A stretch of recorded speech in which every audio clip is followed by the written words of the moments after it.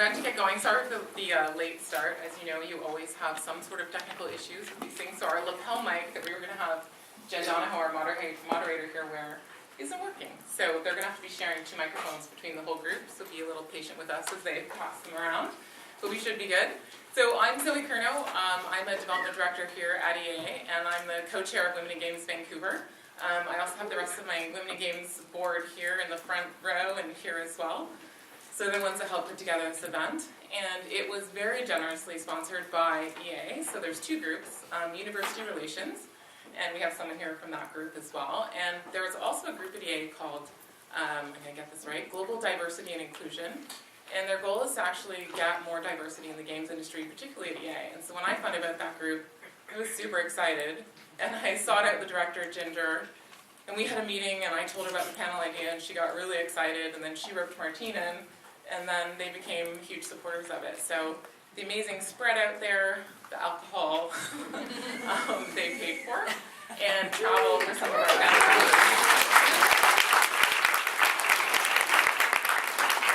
So I will just say, as an employee of EA, it's pretty awesome to have something that's a volunteer thing that I do, supported by them as well. So it's a pretty cool thing.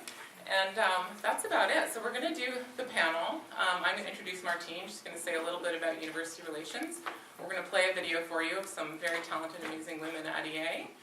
We'll do the panel. They'll have questions at the end, and then we'll go back out there for more chatting and some more drinks and dessert. I've heard there's ice cream.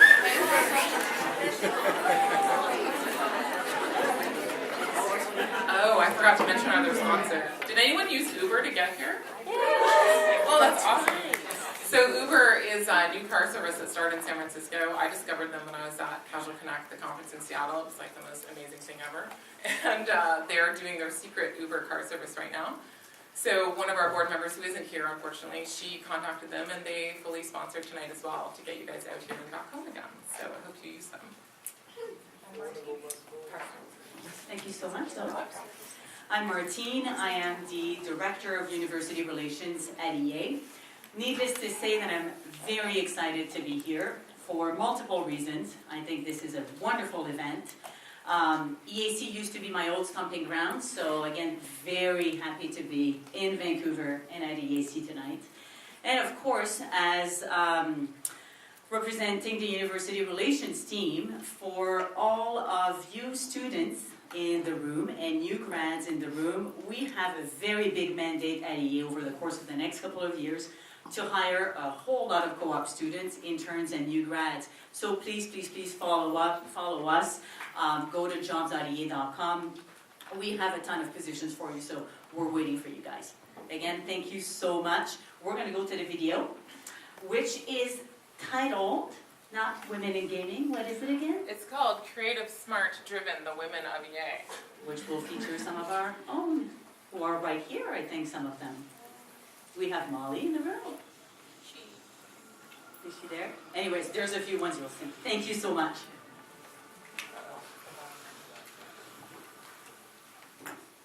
Don't tell me you don't have that. I'm the VP of Publishing. I'm a gameplay engineer. Okay, now I don't have volume for the video. Yay! I'll be really quiet. I swear there was someone in here messing with my audio. Tom, you know. But it's not working. Oh. Fast-paced, exciting environment. I know some people are the best employers. I swear someone was in here messing with this after we did our tech run through.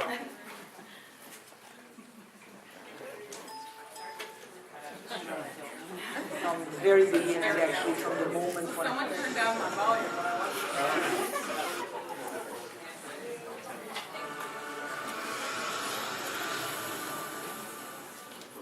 I'm the Director of Product Development. I'm the VP of Publishing. I'm a gameplay engineer. I'm a lead producer on The Sims 3. I'm not hardcore gamer, but definitely I'm a gamer. I love playing games. I would absolutely call myself a gamer from the time I was a child playing Atari with my brother and sister.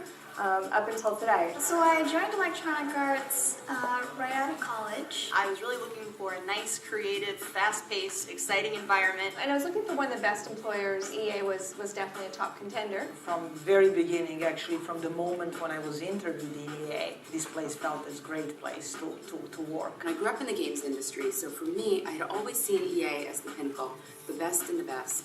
If you wanted to be part of the most talented team, this is where you wanted to work. EA is a great company if you're a game creator because there's nowhere else that you can get the same reach for your games. It's just so out of this world. If you're like me, you've worked in other industries, you kind of go to a corporate building and it's kind of, you have your cubes and that's about it. But this is definitely a different looking environment. What you're going to find here is a group of really smart, passionate, talented, creative people. Overall, it's a very fun environment. Everybody's always on the move. Everybody's always talking. A lot of professional women would love to be involved with a creative company like EA, and certainly one that's pioneering the way we are. For a lot of my friends, this is something that they would die to do.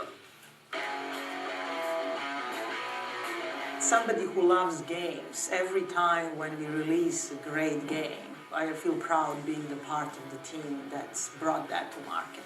The thing I'm most proud of is the games that we've made at Criterion. During that time, we've made 5 Burnout games, we've made Black, we've also made Need for Speed Hot Pursuit. The thing that makes me most proud was being the voice of the hamster in Sims 2 Unleashed. It's a subscription service where women come to play games. It has 1.3 million paying subscribers. My first role as a producer, I was still kind of learning what the role was, and I was brought on to put out this fire that was happening.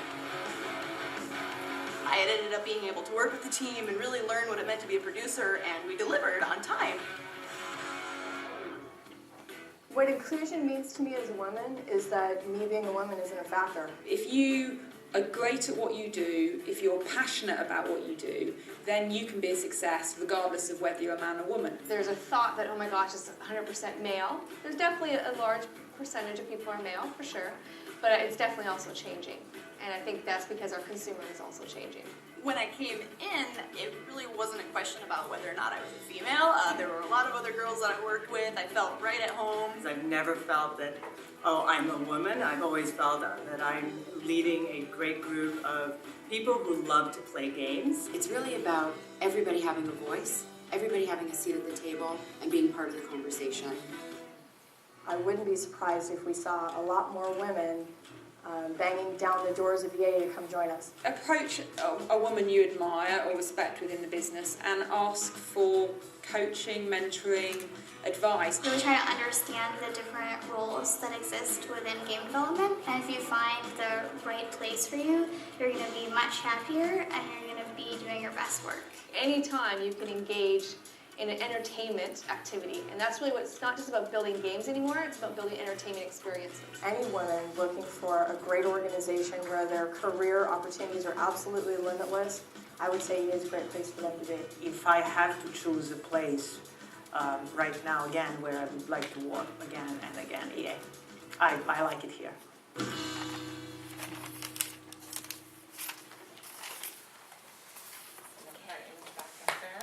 just going to do a quick background on who we are so you can know each of the disciplines that we come from. What's great is we actually represent all different disciplines from gaming, which is awesome. I think a lot of you tweeted in some questions, so we've gathered those and we're going to go through a bunch of them. I'm going to try to leave around 20 minutes at the end for questions from you guys, so hopefully that sounds good. And again, we'll just try to pass the mics back and forth. So, my name is Jen Donahoe. I'm the Senior Director of Marketing in the Games label at EA, and I'm responsible for all of our free-to-play online games. So anything in this new world of free-to-play, which is a pretty hot topic. We have games like Command & Conquer, Tiger & Alliances, Need for Speed World, which is actually created here. Lord of Ultima, why am I forgetting our other ones? Battlefield Heroes, so there's a ton of them. I look at Lord because we actually work together. So I have been at EA for 5 years, and I actually have been in marketing for 16 years. I made toys for 11 of those years, working at Hasbro and Disney on basically any entertainment brand you could name: Star Wars, Batman, Transformers, Toy Story, Nemo, all of those things, and took this idea of marketing. And I grew up as a gamer, kind of like as Molly said in the video. My brother and I used to play Zelda, and I'd map out the map, and he would kind of do it himself. And we got to this age where I remember I had to hand the controller to him and he had to beat the boss in Mario, and I was like, oh, it was such a depressing moment for me in my gaming history. So I always wanted to make games, and so I'm happy to be at EA making games, and one of the things I want you all to take away from marketing isn't evil. Many of the game designers and people that make games think that we are the evil other side. We don't get you, we don't get your creativeness. I'm here to say that's not exactly true. We are creative people who just, sometimes it is. Sometimes we're very creative people who don't know how to code or draw, we just make PowerPoints. But that PowerPoint is extremely important in getting your product out there. And so if there's one thing to take away from marketing is make the game for the consumer and not for you, unless you are the consumer. So that's one kind of big thing that I always tell. I do a lot of the intern training, and that's what I tell the interns. So that's all. Hi, my name is Sandy Spangler. I currently am the studio design director at Acronym Games, which is a small third-party developer here in Burnaby, just up the road, actually, in the old EA building. Is where our offices are. I've been there for 3.5 years. When I started, we were making console titles. We made Wipeout for the Wii, which is based on the TV show, The Crazy Obstacle Courses. It's a great family-friendly party game. You can abuse people while they're trying to get across the obstacle course by firing things at them. Since then, in the last 2 years, we've made a full shift to making only online and mobile games. So we've left console behind. We're a Unity house now, and we've recently went live with Family Guy Online in the spring, which is a free-to-play MMO based on the Family Guy IP, and you can create a character that looks like they belong in the show, run around and have adventures and meet the characters from the show, and all the content's based on actual episodes, so that was an interesting and fun process. We also just recently went into a closed beta for MechWarrior Tactics, which is a whole other end of the spectrum, less casual, more hardcore, but definitely like a tabletop hardcore rather than a shooter. It's taking the MechWarrior brand and putting a tabletop BattleTech rule set against it, so it's turn-based and you can play it online. My history, how I got into games, is I started out at a fine arts college and got a BFA in video production, and then I ended up joining games in '94 at Humongous Entertainment in Seattle, doing animation and graphics for kids' edutainment CD-ROMs. And was there for 9 years, and then eventually got into design. Worked for a couple places in London and England, a small studio there, working on a game that was supposed to compete with The Sims, and then ended up at Sony Computer Entertainment Europe, working on a bunch of products that explore different ways to interface with games using like the iToy camera and the PlayStation Eye, so lots of physical interfaces, color tracking, augmented reality, some really fun stuff. And then I moved to Vancouver.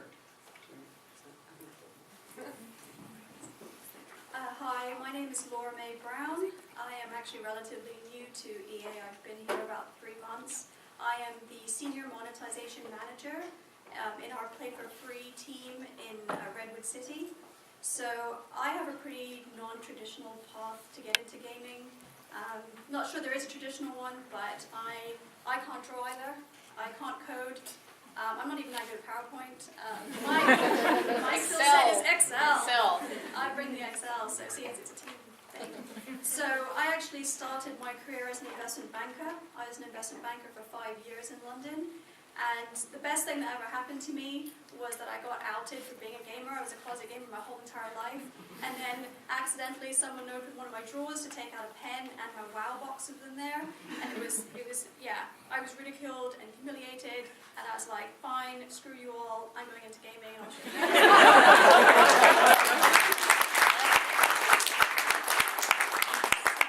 I wanted to be closer to the customer, so I could have just joined a finance team, which is great to do at any video game company, but I wanted to be even closer. So I actually did an MBA it was my entry point, if I'm honest, into the US, and gave me some of the so-called softer skills, marketing and things like that, that allowed me to combine that kind of analytical background and bring it to gaming. So I'm really excited because I've actually had, since I made that change, a very exciting career. I started off working in Live Gamer for about a year, and most of you probably don't know what that is, but it is a microtransaction platform provider. So I was on the, if you like, just on the outskirts of gaming, trying to get in, and it was a really good foundation to understand how it works in the back end. Then I was very fortunate, I knocked on the door of Riot Games, and this is when their really early development days. I think their game had only been out like a couple of months. Nobody really heard of them. And I was like, this is a kind of interesting game, so I knocked on the door and I said, you know, have you thought about doing this in your store? Have you thought about selling this? Have you thought about pricing it in this way? And they just said, no. So I was like, I have an idea.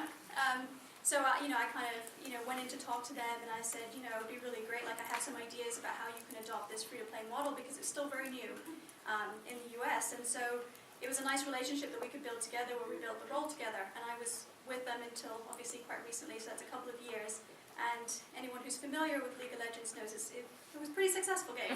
So It's only the most played apparently the most played game in the world by hours of play. So I'm pretty proud of that achievement. And lots of people say to me, why would you leave Riot Games? Like, oh my God, they're at the peak of what they're doing. And that's kind of why I left, because I felt like, okay, I've helped them go from startup, CCU nothing to like this really big company, and they monetize really well, great. I want to be challenged, so I came to EA, and I really believe in the digital initiative that they're pushing here, and I really believe in the play-for-free products that they're trying to make, and I do believe any of the big video game corporates, EA has the best chance of being really successful at this. And I was like, this is a great challenge. I want to work on different games, different genres.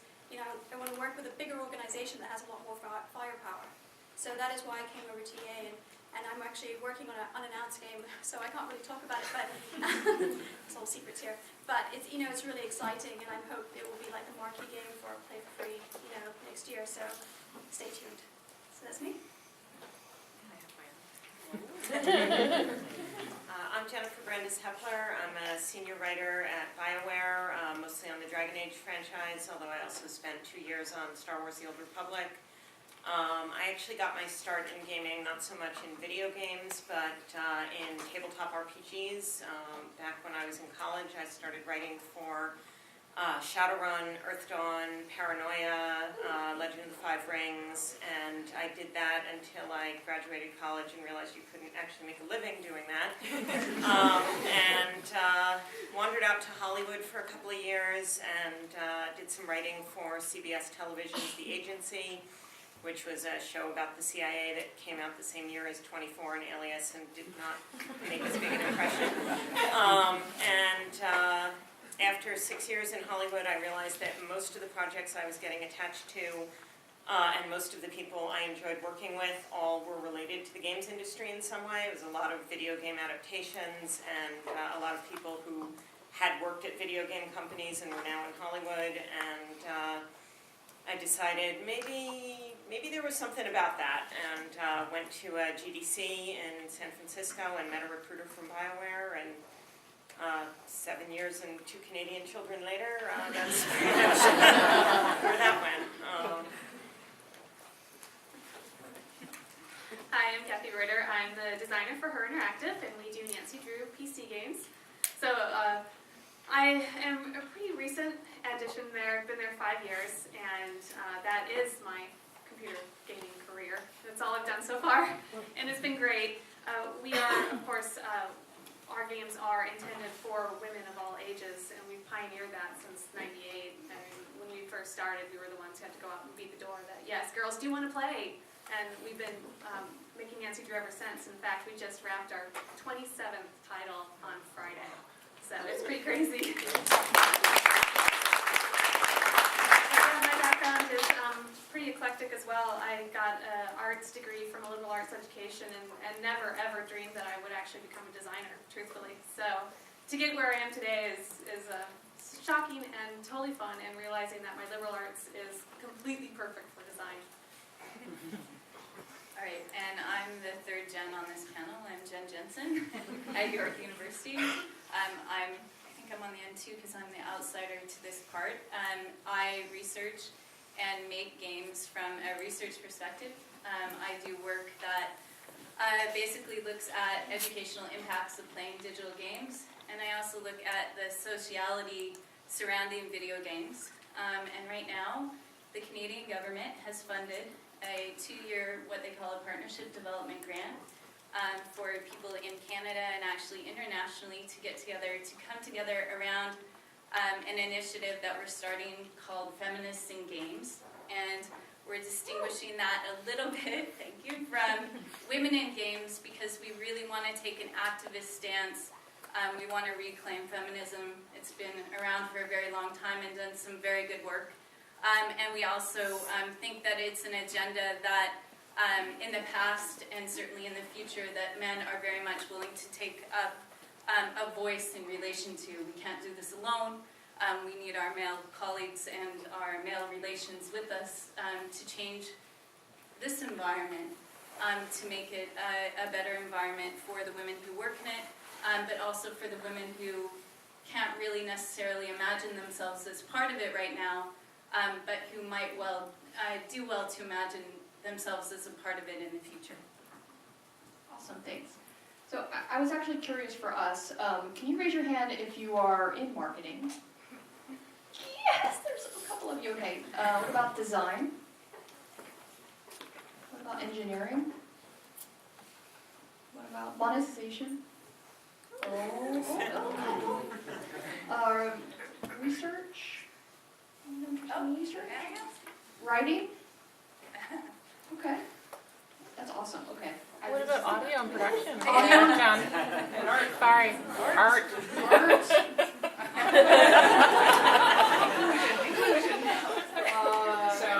Sound? Okay, sorry. Yes, I knew when I started that that was a slippery slope. Well, I just really wanted to get a sense of the scope of the audience, which is amazing how many different disciplines we have represented here. So it just helps me kind of pick the questions that we want to go over. So the first one that we have is, what do you like best and find the most challenging about working in the games industry?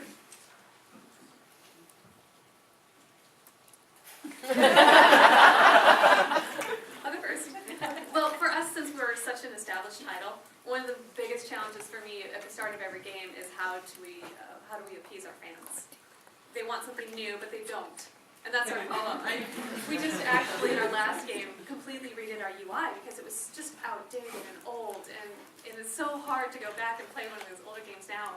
But the fans went crazy over it. And so you have to figure out how you can slowly pull them in and make them realize change can be good.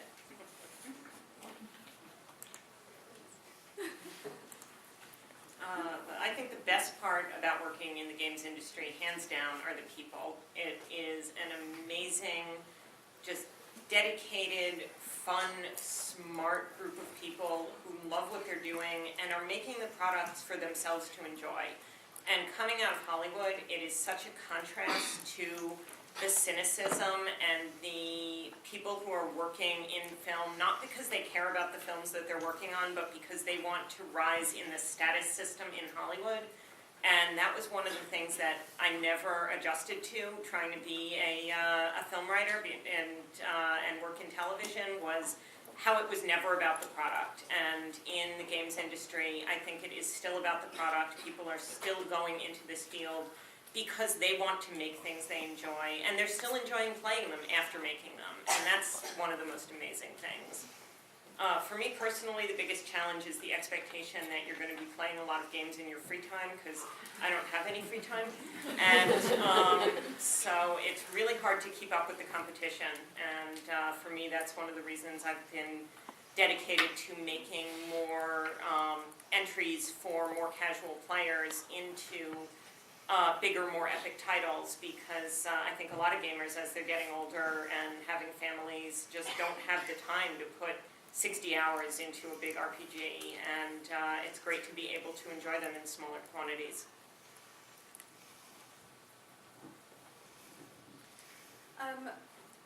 Everything that they've said is absolutely true.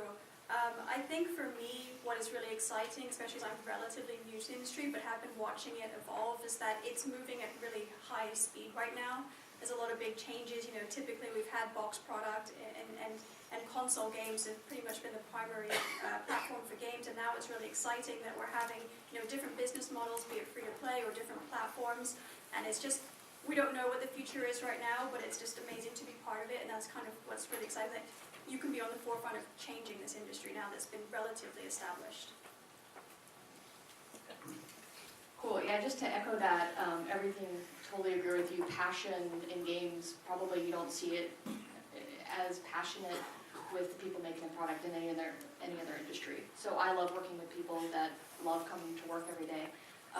So I think way back to 2007 when I joined EA, this thing wasn't invented yet.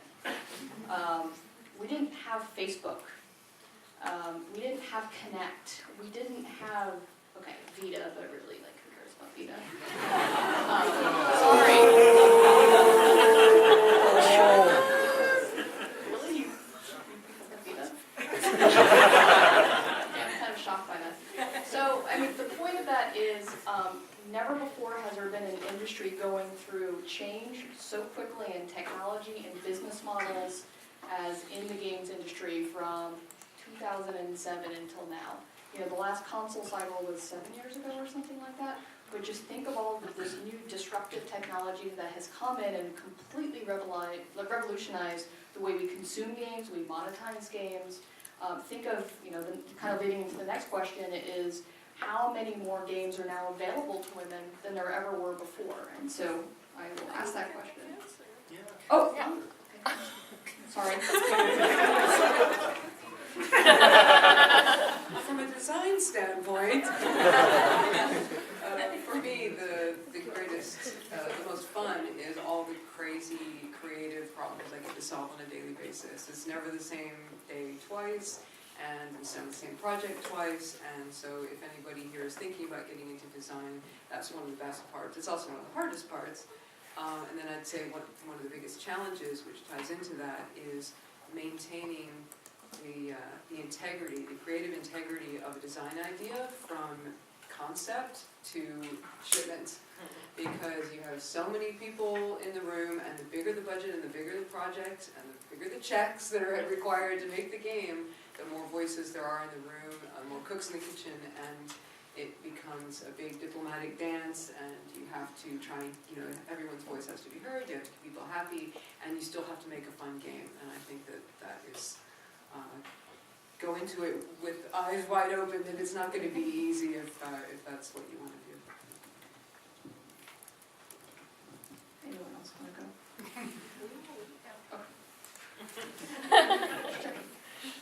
So what games do women want, and how has the need for accessibility changed the way you design, make, monetize, and market games? Right? Can I start on this one? You sure can.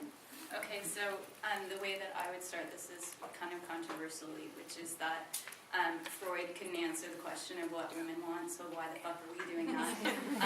But I think that really from, we do research with girls over the last 8 years, and we've heard from, in total, over 400 girls who basically say they want to be able to play the games that they want to choose, and they need better access to those games. And what they mean by that is that they don't have first-degree access to consoles at home. They don't have first hands-on access necessarily to computers. They aren't bought games unless they're girl game titles or unless they are pinkified in some way.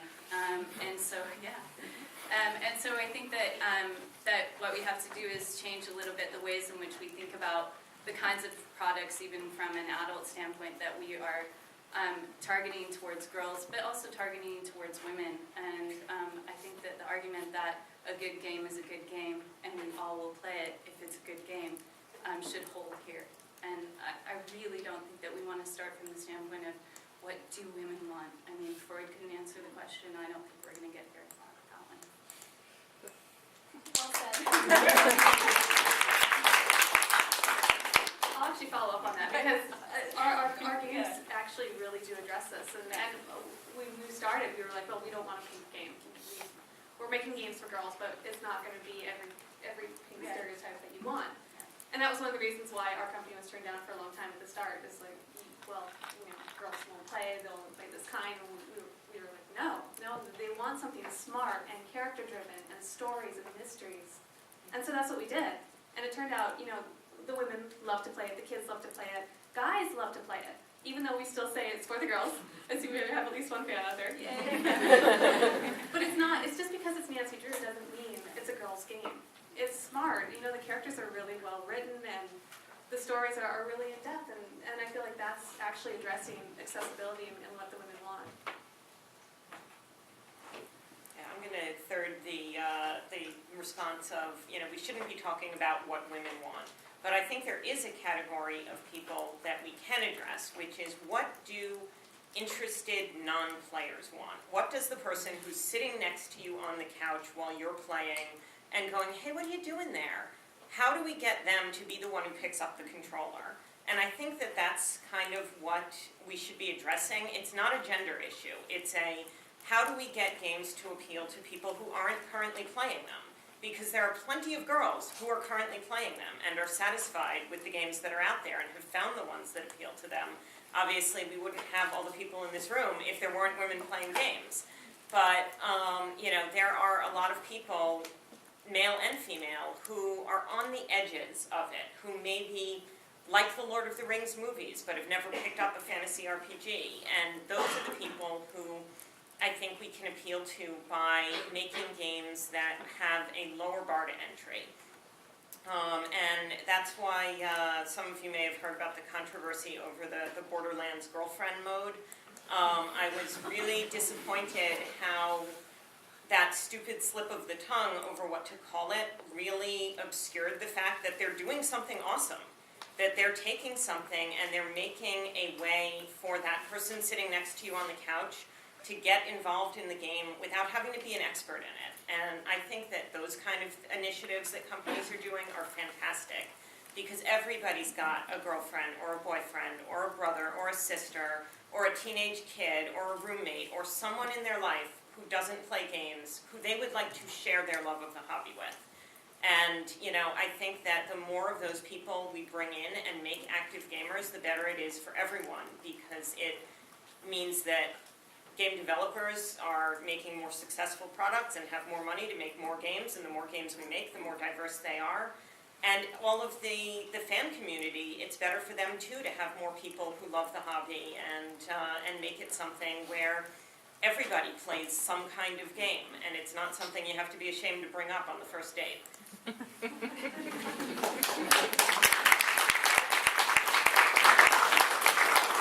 So I go back to my earlier point about make the right game for the right customer. So I was making Hasbro games for many years. We did Family Game Nights and Monopoly and Nerf.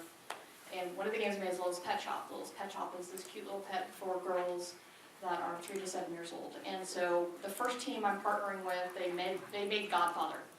So Godfather to Little's Pet Shop, a little bit of a jump in design ability. And so the whole team was excited because they all had little girls and they were based in Utah and they were, you know, kind of family friendly. And they were so excited and they said, okay, we're gonna have these like massive adventures and we're gonna have all these achievements and then they're gonna have challenges. And I'm like, guys. That is not how a little girl wants to play. In this type of experience, it's about nurturing the pet and helping them grow and learning. And that might sound like, you know, kiddie and girly, but when we did it, so I said, fine, you know, develop your prototype, let's test it with little girls. They hated it. They said, this game sucks. And so I think the best thing I've ever seen a development studio do is take the feedback from 7-year-old girls and change the game completely. And at the end of the day, we tested it 3 more times, and every time it rose, and they finally delivered a product that the little girls loved, and we sold 4 million units at the end of the day. So, you know, the lesson that I want you guys to take away is that do what your consumer wants, test it with them, make improvements based on what they're telling you, because consumers can't tell you what they want, they can react to what you show them. So go out and talk to them, and show it to them, get their feedback, and then make iterations on it. And so that's how I would say we can make games for women, is by trying it and talking to them and see what they say about it. You guys have one answer? So the only other thing that I would like to add, and I'm going to generalize a lot here, so I apologize. Firstly, women like pink, and I'm okay with that. I think I have lots of I have a pink mouse, but we won't talk about that. I don't necessarily, though, want my game to be pink. But I think one thing that social games has done that's really, really helped women is, and I don't mean like, oh, like shopping game stuff, I don't want to dumb it down like that, but the onboarding process where you are walked through, like, you know, let's say it's Farmville, and it's like, okay, now build your farm, now do this, now go visit your friend's farm. It may seem very trivial and obvious, but this onboarding process I think is very important for women, and building that also into core games will be crucial, because I'm just speaking from personal experience, but you know, if I go over to, you know, a friend's house and there's, you know, a mixed gender group of us, and we have rock bands, I will actually sit back for a moment, and I notice the other women will too, and we'll watch the boys just like bashing on the drums and just going for it, and we'll learn like the rules of the game, and then we'll come in and then we'll kick ass. And I don't know if that's just generally how women think, and I am generalizing, but I think this is also very true. Like in games, like you know, boys come in and they'll just mash the keys and they'll work it out. Whereas girls like, you know, to have this experience where they're going to ramp up, they learn the rules, they have some strategy, and then they're going to go in and kick ass. So these kind of mechanisms in games have, I think, made them also very accessible for women, and building that now into the core games is going to be huge. I would just add, you know, more innovation and experimentation, because I think what's happened so far is there have been a few little pockets of success in attracting women and new players to games, and then everyone iterates on that success. You know, we had The Sims, and then there's everyone trying to make a Sims game, and then there's Farmville, and everyone trying to make a Farmville game. And I think there's an unlimited amount of potential for success out there, and that the industry needs to take a few more risks, you know, fire a few more flares into the darkness, and find, you know, where they can create these new experiences that will bring new players into the fold. All right, the next question I have, should we make and market more core games for and to women? It's my favorite topic. Or we can skip it and go on. You want to do this one? You go first. Or you want me to answer first? Sure. Oh. So let me just start by saying this will make me extremely unpopular. I play core games. I love Gears of War. Any shooter game I love to play. I love core games. My answer to this question is we should absolutely not market core games. Core games meaning shooting, racing, even RPG games that BioWare does, we should not market them to women whatsoever. And the reason for that is in marketing, we have something called a primary target audience. And what you do is you spend every single dollar and every single resource making the product and the game for that specific consumer. So again, it ties back to what I said earlier. So when you are doing that, you're focusing all of your effort on that consumer. If you happen to, in the, you know, kind of the bullet hole, get a couple of tertiary people to come into it, that's awesome. They would have come anyway. So the fact that if I would have spent more money on women to come into core games, it would not be ROI positive, because you would only have a small incremental uptick in the amount of women. If you're going to come to Mass Effect, if you're going to come to these brands, you're going to come anyway, whether I spend money TV advertising on the O Network or not. In fact, it's a total waste of money, to be absolutely honest. And I know that as women, that's such a hard thing to hear, but it's absolutely, at the end of the day, we do this because it's a business. And we have to make money for our companies. We have to be ROI positive, return on investment. So you have to make money, and you make money by optimizing every resource dollar that you spend in development, in marketing assets, and marketing dollars. So please yell at me now. I won't yell. I would just question whether that's not a self-fulfilling prophecy, because I think that a big barrier to entry for a lot of women, and just a lot of people who don't play core games, is that it feels like a very exclusive club. And that, I mean, especially in terms of the way women are represented, and you know, and women are treated in marketing, you know, packages and things like that, that it's very off-putting. And you look at that and go, well, that's not a club that I'm invited to, so I'm not even going to investigate. I'm not going to look into it. So I totally get, you know, what you're saying, and I know that, you know, maybe there are some games that shouldn't ever be marketed at women, because probably your return would be so minimal that it would be a waste. But I do think that maybe there might be some crossover games where it could fall into the core category, but maybe they're, you know, introducing new game modes or new types of play, new roles you could play in the game that might embrace a broader market. And then I would like to see more marketing dollars spent on broader marketing and trying to make it more, you know, non-gamer friendly, female friendly in terms of the way that's approached. I'm going to be controversial again. I kind of don't care how you market the game. In this context, I kind of care what game you're making. So if it is a genre that appeals more to women, great. Then that's your, like Jen was saying, that's your target audience. Great. If it's not, then then focus on that primary target audience. What I care more about is like in the game design, like having women that are aspirational for other women, and that doesn't even mean that they have to not be a little bit skimpily clad. That I'm actually okay that if I look like Lara Croft, maybe I dress like that. I don't know, but I don't, so we'll never know. But I'm not advocating that side boob is okay in games. I'm just saying that like I would like characters like Trinity from Matrix in more games. Like really powerful women but super sexy as well. And if we go in that direction in gaming, then it will. Everything else further down the filter with marketing and everything will all fall into place from that. So I think the root of the problem is in the game as opposed to like how you market it afterwards.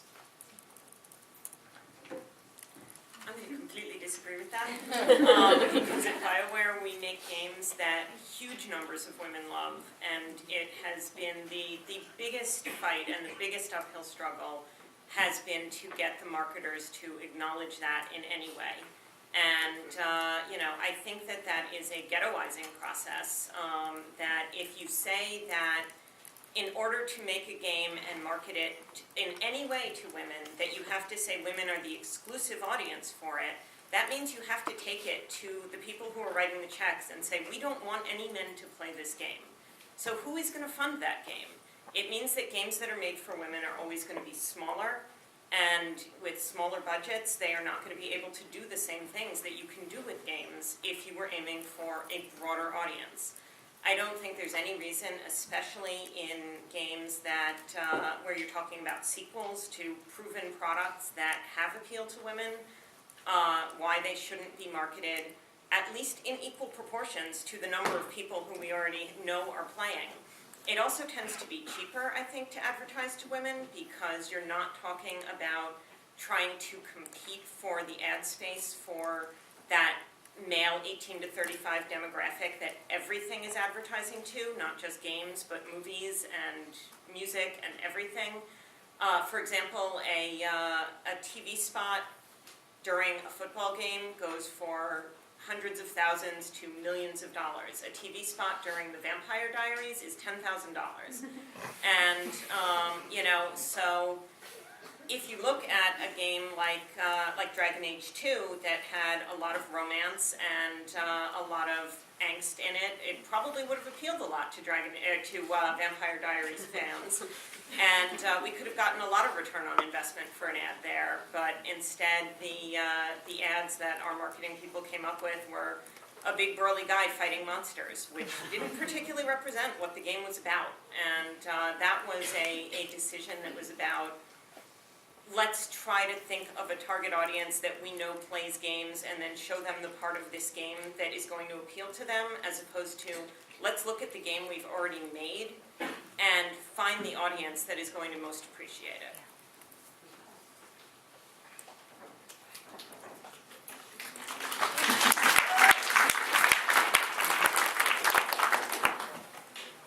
Thankfully, most of the marketing stuff is out of my daily purview at work.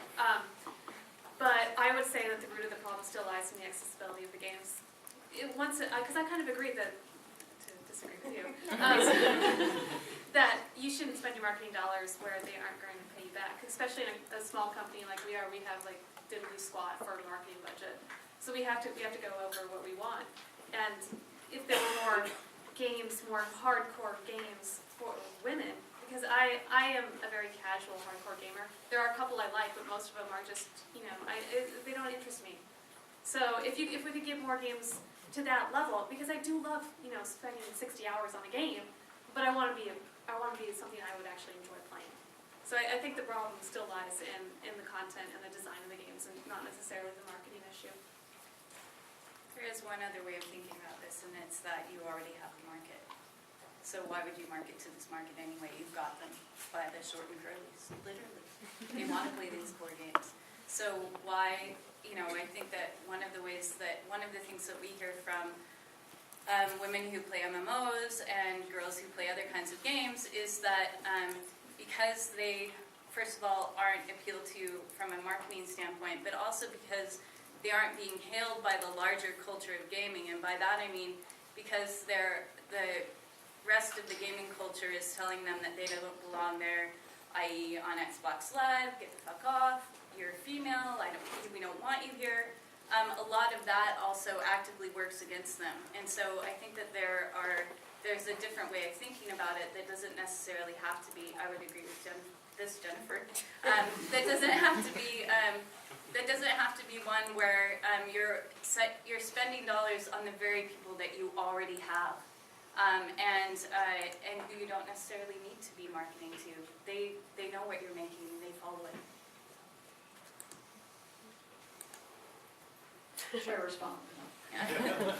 So we don't automatically have them. I mean, that's why there's that much marketing, because the landscape of games is so incredibly competitive. If you look at holiday, there's going to be, it's the holiday of threes. I think, it's Halo and Battlefield, it's Medal of Honor and Call of Duty and Assassin's Creed. And so how did the game makers break through the clutter to get that core consumer who is literally 80 to 90% of their audience to buy their game? And so that's the logic behind it. And I know that the logic and sometimes the passion that we have about getting more women into gaming, again, I call it the bleed over effect of, by marketing to men, the women who are interested are going to find out about it. And so that is why I'm just giving you the rationale of why that happens. And I know it's a tough one to swallow. So let's see, we have about 20 minutes left. Should we start taking questions from the audience, I guess? I see 2 hands. How about the gentleman in the white all the way in the back? Hi, I'm Julian Moretti. I'm a game design student at the Art Institute of Vancouver. And before I ask my question, I just want to say that out of my class of 23 students, there are only 2 girls. So any chance to meet a female game designer or whatever is a great honor, and I'll bow to your feet. My question is, if some games had a main female character, do you think that'll be more incentive for girls to play if you see that the main character is female? So I'm just going to repeat the question because we're on video. So the question is, do we think if there were more female characters as the protagonists or as the leads, that more females would be interested in purchasing and playing those games? Yeah. Right? Can I answer first? You sure can. As a designer for Nancy Drew, yes.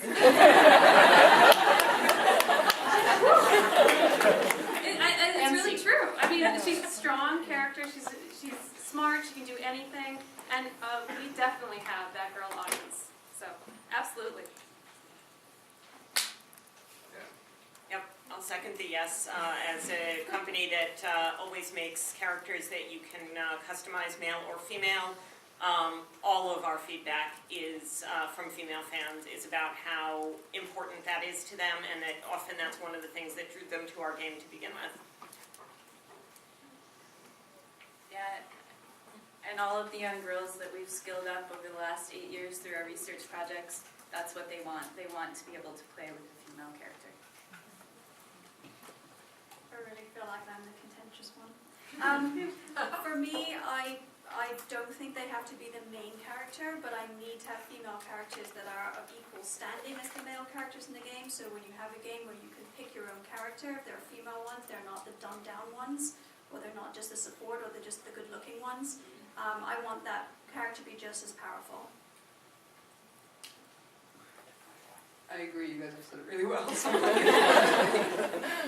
I think it is important and it's representative. I think the guys here make hockey, NHL hockey, and they actually have a female hockey player in the game for the first time, and so that was actually got a lot of press and was really interesting.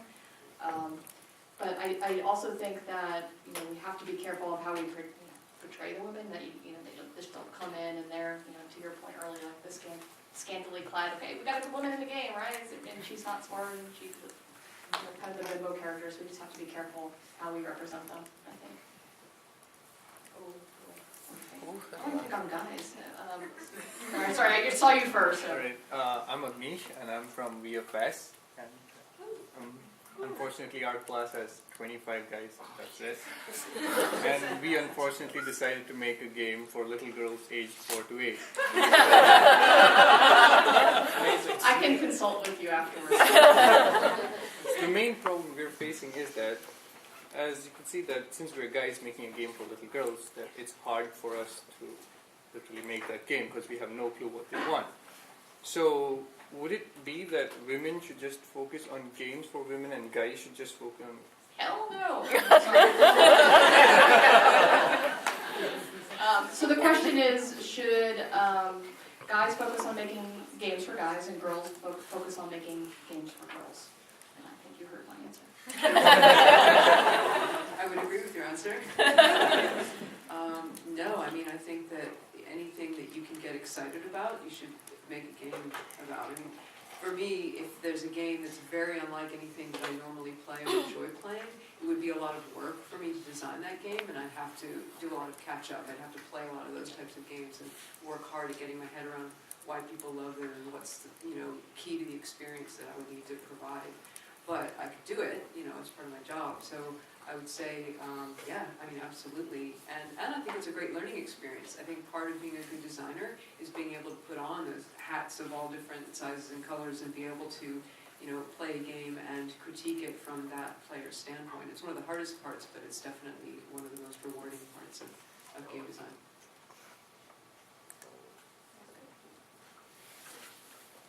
I think that's why you want to have mixed teams. You don't want to have a team of just women making games for women and teams of just guys making games for guys.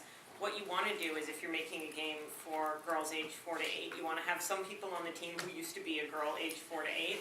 You want to have some people on the team who have girls aged 4 to 8 living in their house, You want to have as many different perspectives on that audience as you can possibly get, because that's, not a homogenous audience either.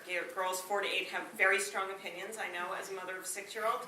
And, it's, so you want to have as many diverse backgrounds on your teams as possible, because you're not going to know ahead of time when that extra perspective is going to be important, but then it's going to come up at a time that you least expect it, and it's going to open a door for, how you can get a whole different segment of the audience to relate to it. Again, I go back to consumer testing. I mean, again, I know and many times a lot of people have a bias against consumer testing, but it's actually the best thing you can do if you work with the right company and the right moderator and the right methodology. You can get the answers that you're looking for that help guide your product, so don't be afraid of it. Other questions? I'm going to try to pick a girl. Why are all the guys raising their hand? Okay. You. So I'm actually from the science area field, research field, and one of the things I do is I do blogs for the Society for Canadian Women in Science and Technology, and I'm fascinated by video games, and there's one topic that came up that I really want to blog on, and I just want to get your guys' panel's feedback. So Tomb Raider came out, and there was a huge feminist backlash against the advertisements of the new Tomb Raider game, yet something like Lollipop Chainsaw doesn't get any negative feedback from the feminist community. And how do I get people to sort of understand that it's which battles you pick? So the question is around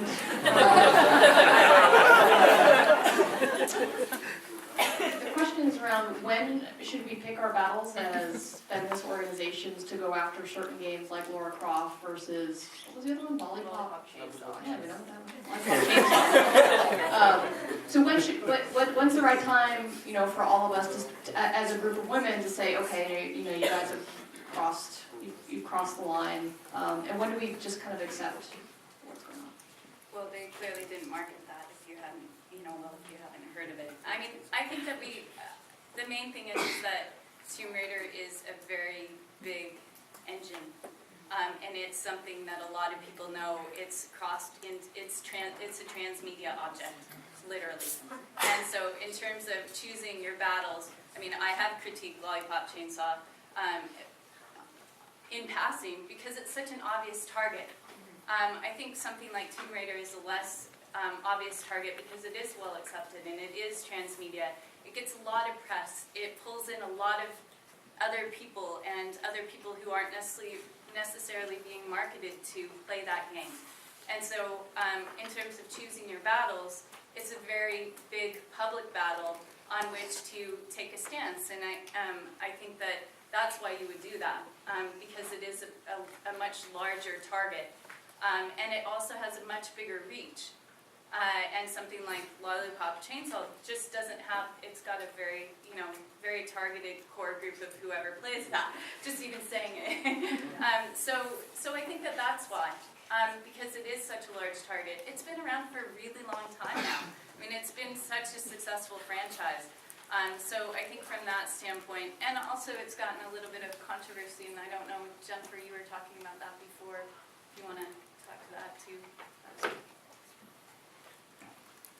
I don't know what Lollipop Chainsaw is, so I can't really compare the two, but, I think with Tomb Raider, it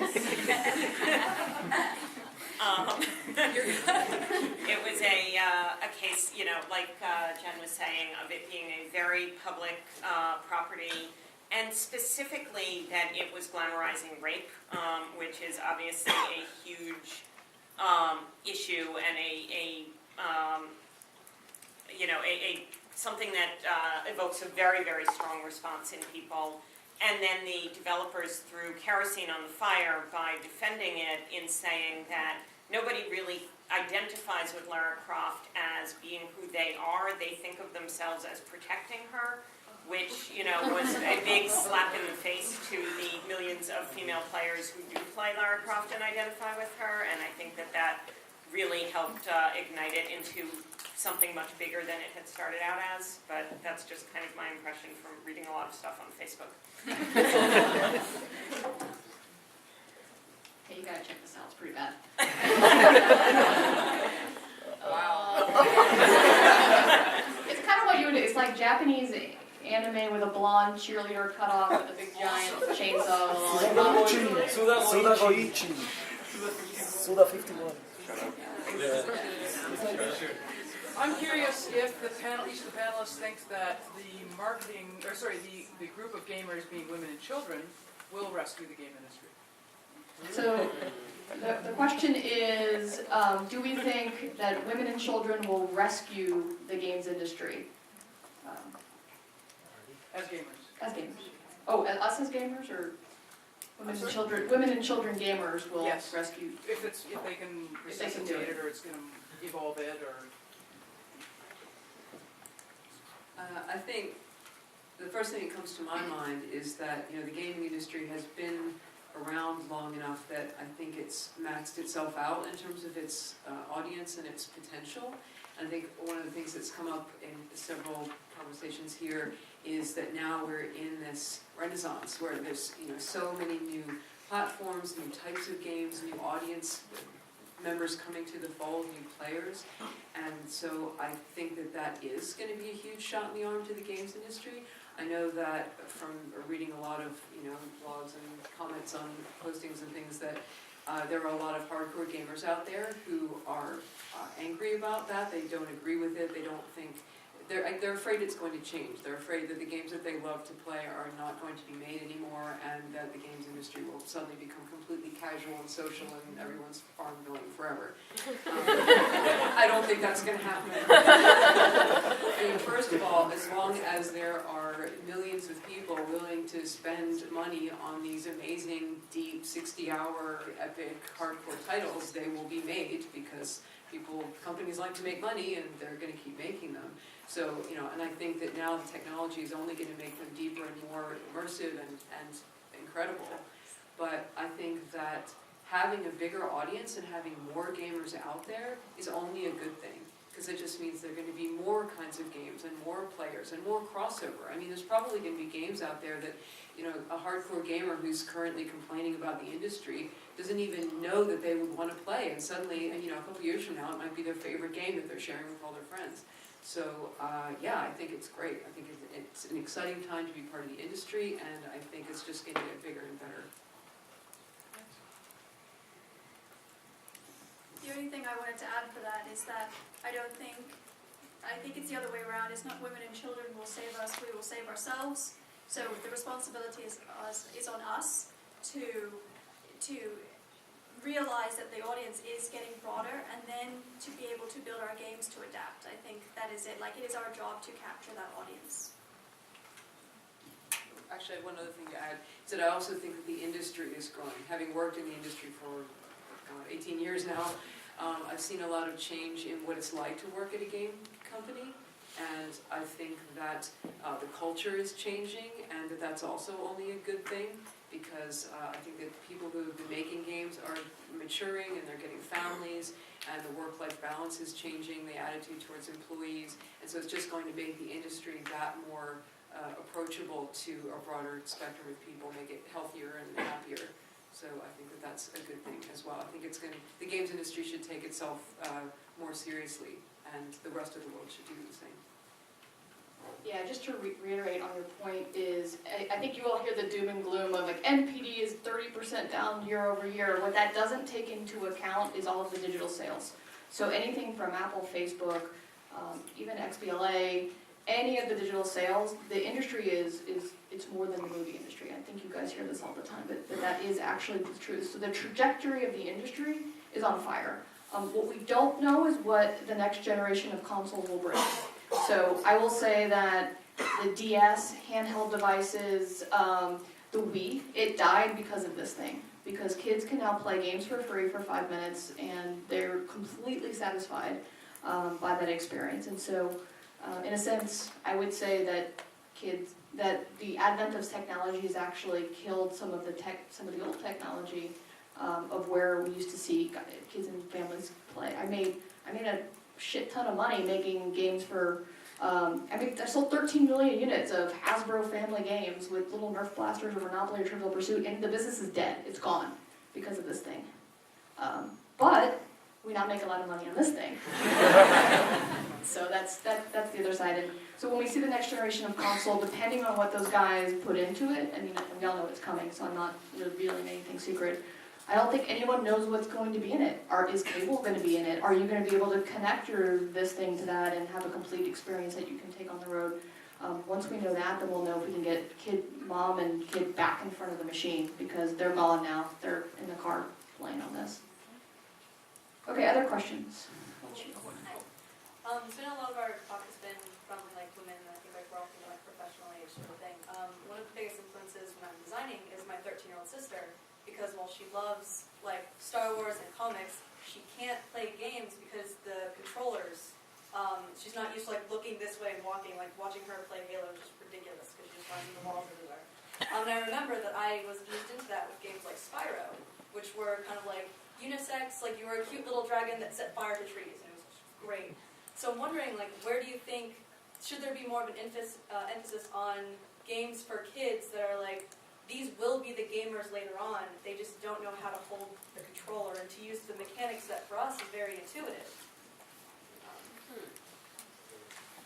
I think that it's not just kids that we have to think of with that. It's anybody who hasn't picked up a controller before, and I think it is very important for companies who are making core games, if you're going to put a casual mode into your games anyway, and you're extending that olive branch to people who haven't played before, I think companies really need to think through what makes a good casual mode. And it needs to be more than just lowering the hit points on the bad guys. It has to be something that helps teach you those things about how to walk in a game and, how to aim, that people who've been doing it forever take for granted. And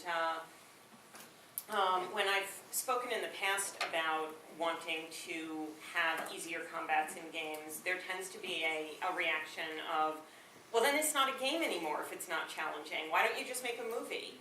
And I think that that's really selling games short, because there's two different things, two different kind of artistic backgrounds that came together to create video games. And one is coming out of the tradition of games, of basketball and chess and things where you are competitive and there's a winner and a loser. But it's also coming out of the idea of interactive narrative. And that's a whole other thing that our industry has, that no other industry has, that movies cannot compete with, is the level of immersion and the level of dedication that you get when you're the one controlling the actions. And You know, so when you bring the level of challenge down, but bring the level of interactivity and immersion up, you can get a whole different audience without necessarily having to take anything away from the people who enjoy the challenge. That's the whole idea behind having casual modes in games. And, you know, but I think that casual modes tend to be kind of tacked on at the end and done in a very cursory manner. You know, but if we can get better tutorials and better approaches to things like, you know, lower experience point curves so you don't have to spend as much time playing, and you know, easier controls where maybe more things are done for you, maybe things are auto-aimed and all you have to do is decide, you know, do you want to use the sword, the axe, or the fireball, and then if you hit the button it's going to happen. I think things like that could be huge in bringing new players of any age in.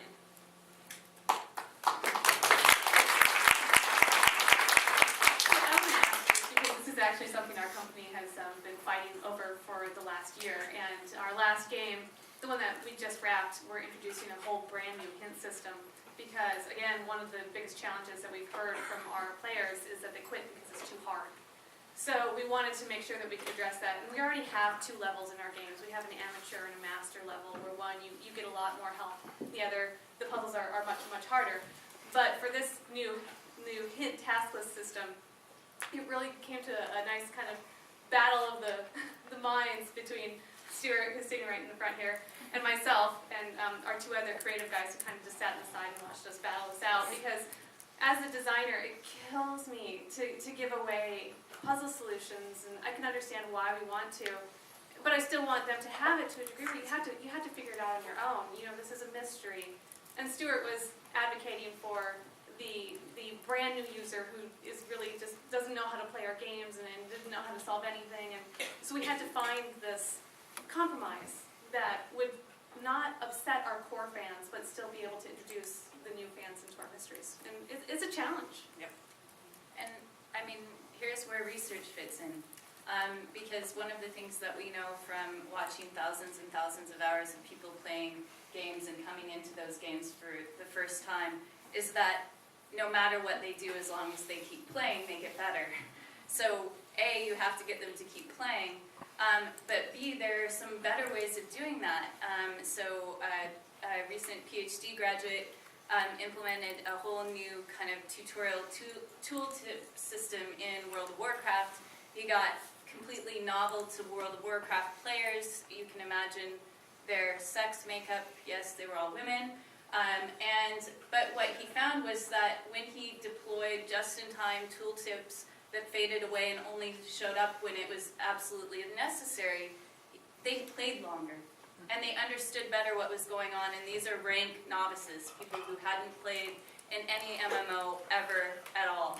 So I think that this is where there's also some really nice possibilities for, at least from my side, industry academy alliances that can help help with these kinds of problems in a very kind of practical but research-driven way.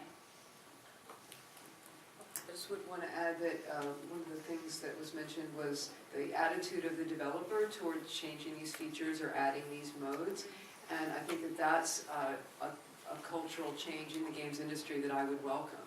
That I think people, developers, designers need to open their minds more to embracing, like, not just saying, oh yeah, we'd love to have more women player games or more casual players, but really think about what that means and treat it as an interesting design problem. Like, okay, well, how do we make it easier but still fun? Like, don't hand it to them with a spoon, but at the same time, you know, how can we hold their hand enough that they do play longer, that they have more fun, because it's only going to end up as a positive thing. And, you know, don't belittle it as like, oh, well, it won't be our game anymore or anything. No, it will, and you'll have more players loving it. So I just wanted to echo what Laura said earlier about onboarding and on-ramp. So I hate a lot of the iPhone and Facebook games. It's not how I grew up as a gamer. I don't want to tap shit all day long and come back and every 5 minutes or my strawberries have died.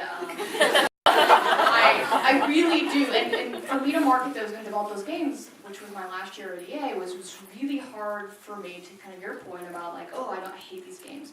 But one of the things that we learned to do was to take the first 5-minute experience And we spent almost more time on that than anything else, because if you don't grab a consumer in the first 5 minutes of play, you've lost them and you've lost them forever. There is so much out there for consumers and women to play that if you cannot grab and hold on to them, they're gone, like see you bye. And the first people that try your game are going to be your best and highest monetizing consumers if you're in a free-to-play type of a game. I would say the other thing to think about is telemetry, game telemetry. So one of the things we work on a lot in our business and online games is we can track exactly when players fall out of the game. And so go back, look at your telemetry and see, oh my God, what just happened at the second minute of play or at level 2? Why are they getting stuck? Why are they falling out? And it could be controls, it could be something hard. So use game telemetry and get your on-ramp, nailed down and really, really focus on. There's also something called UI testing. So out there in the world, I don't know who actually, there's probably agencies that do it. You can do a certain test where there's a camera that tracks consumers' eyes and watches where they look on the screen, and it tracks their behavior during play. So if you're that involved in wanting to see what consumers are doing, you can actually do that type of testing too. Maybe You guys know one the more name? question? Just one more Oh, question. one more Yeah. question. Okay, he has 2 hands. Wait, did I get two? Oh, you have 3 hands? Okay. 2 questions. You ask it quick, because Hey, I... my name is Kenneth, love Nancy Dreams. I have notebooks with my sister. I'm just curious on where games are going to go in terms of depicting relations between men and women. The reason why I ask this is because men spend a lot of time on games and are going less time talking to actual people. So, and I think that's a bad thing, because when men are in the core games, women are depicted mostly with big tits, and that raises some very poor expectations for a guy who only gets exposed to that kind of like experience, to seeing guys and the way they interact with women. I think that loses out when you actually go to the social life. So I'm wondering if later on if how relationships between men and women in games are going to look like. So, let me see if I can get this right. So, do we think that the way that relationships in games are they impacting the way people have relationships in real life? And should we look at evolving those relationships in the games to train boys better because they're getting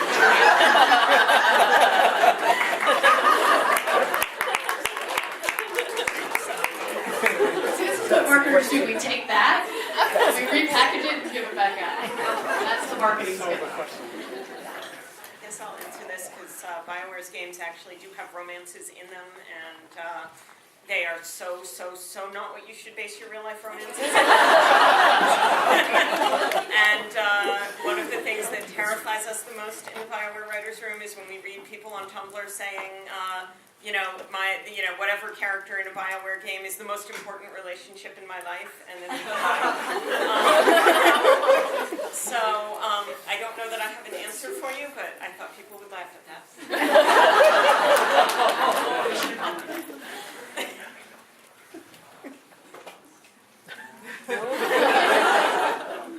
I think that's a tough one. Sorry. Okay, last question. Okay, so as a female gamer who actually likes Lollipop Chainsaw over Tomb Raider, reasons,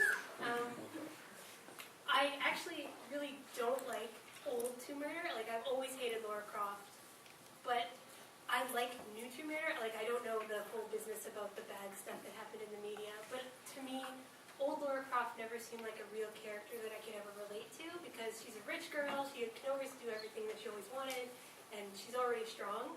But in the new way they depict her, I feel like she was starting out weak, and then she became that character.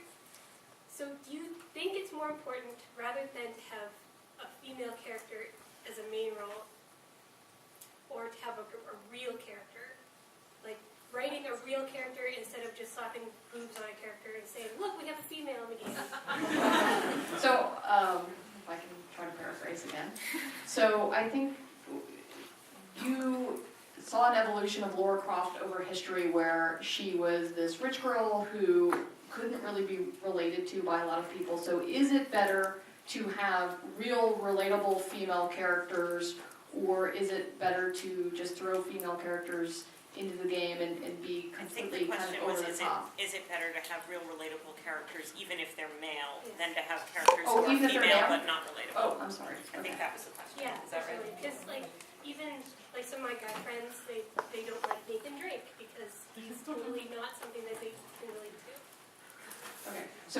better to have Real characters. real characters than completely unrelatable. The Tory chick.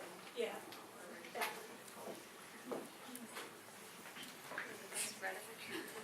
Sure. That's kind of an interesting question because that's something that actually gets talked about quite a bit on the BioWare forums, and there's a definite split between people who say, that they play a lot of MMOs and they would rather have an avatar who they can make look any way they want and have them be female and feel like they inhabit that skin.